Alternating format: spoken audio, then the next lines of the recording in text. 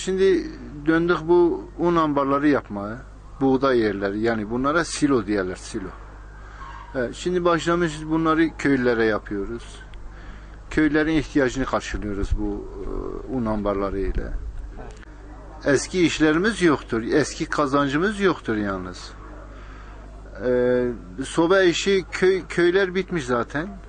Köydeki köyler boşandığı için da köyler pek bu bizim yapacağımız sobaları kullanmıyorlar. Devletin yetkilileri en azından bize bir el atması lazım.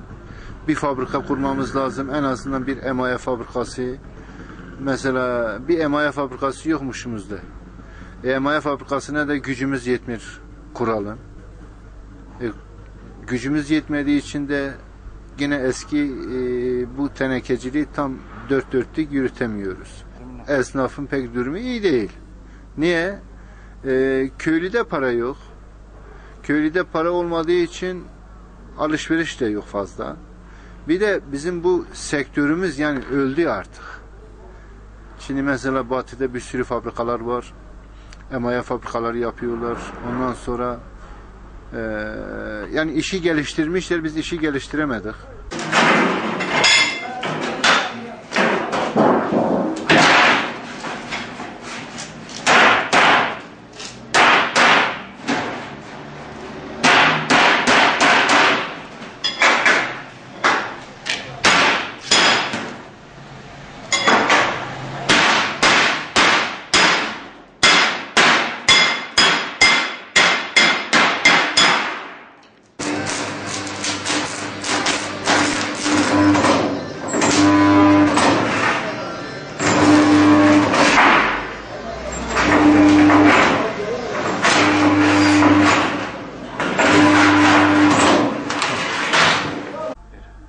Sayılan Değirmen, Muş sobacılarından, esnaflarından yukarı çarşıda işlerimiz var, iş yerimiz var.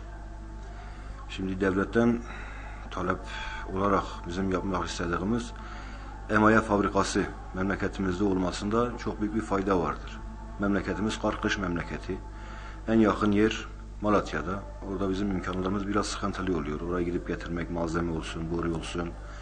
Ne bileyim yani biraz sıkıntı yani nakliye açısından olsun, ticaret açısından olsun, kar açısından olsun yok. Bizim işlerimiz herhalde bitecek aşamadadır yani. 3-5 yıl sonra belki biz de kapatır olabiliriz yani. Ya bundan 15-20 yıl öncesinden mesela sobacı esnaf başı yılda 1500 yaklaşık 2000'e yakın soba yapılırdı. Şimdi 300-400 tane soba yapıyoruz. Onu da tüketemediğimiz zamanlar da oluyor yani. İşlerimiz gitgide geriye gidiyor.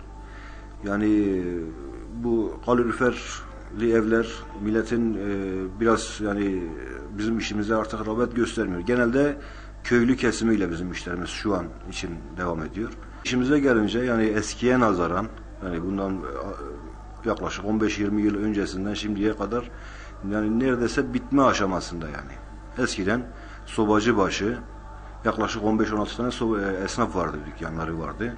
3-5 esnaf arkadaş toplanarak ortaklı bir şekilde bize bir yer tayin edilmesi veya orada ne bileyim bize bir iş imkanının açılması, ayrıyeten ilimiz içinde en azından bir kalkınma kaynağı olur. Kar-kış memleketi olduğundan dolayı fena olmaz.